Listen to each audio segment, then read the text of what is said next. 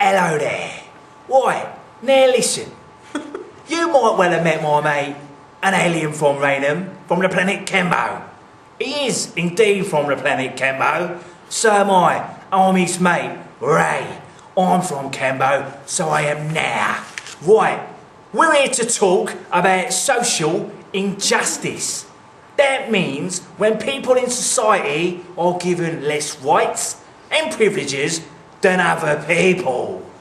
Well, there are those people that would say, in response to such a situation, you shall fight back.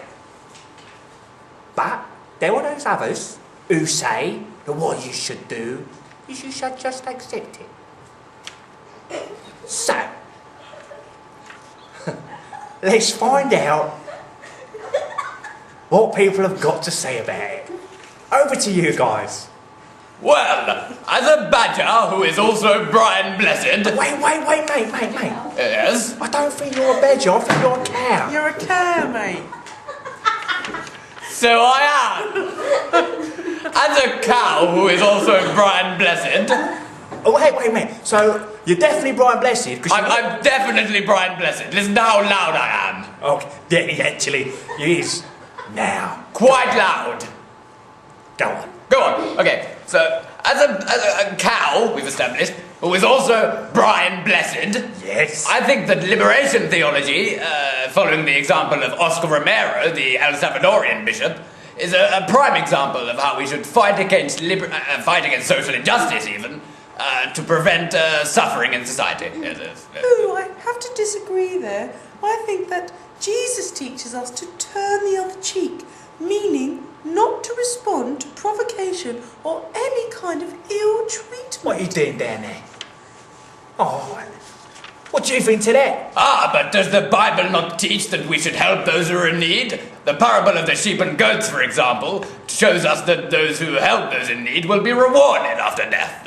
That is a decent point, so it is. This is true, but God will automatically judge the actions of those who have discriminated against others, so you don't need to talk about that. Well, Brian the cow. Yes. Having weighed out these different ideas, it is a difficult question. I mean, for example, you can respond to social injustice, you can fight back. But look what's happening in Syria at the moment. Those people have fought back, and arguably the situation is worse. Yeah, but you have to remember that the Bible teaches that in the afterlife you will be rewarded. So maybe you shouldn't respond to that injustice at all. Well, that's an excellent point. And also, who's to say that it will always be like this?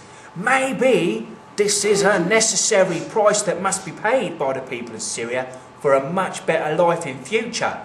I don't want to make light of their sacrifice, but maybe in the future generations will be really grateful for the people taking a stand now, even though people... Sorry, but actually, maybe it will make even worse treatment from those who discriminate. Well, I suppose that's true. You really can never tell, but I suppose people had to take a stand against, well, for example, the Nazis, and people like Martin Luther King, he took a stand against the mistreatment of black people in America and the inequalities there and the segregation. So I think I'm going to say, in my opinion, you probably should take action, bang, against social injustice. Come on then, I'll have you. Now, what do you say to that? I think I've said all of my points now, so I think that it would just be silly to talk about this anymore. Well, for that reason then, I will stand by my original point, and I will say that fighting against injustice is acceptable. Join us again for another situation edition even, don't know what I'm saying, of an alien in Rainham. Bye!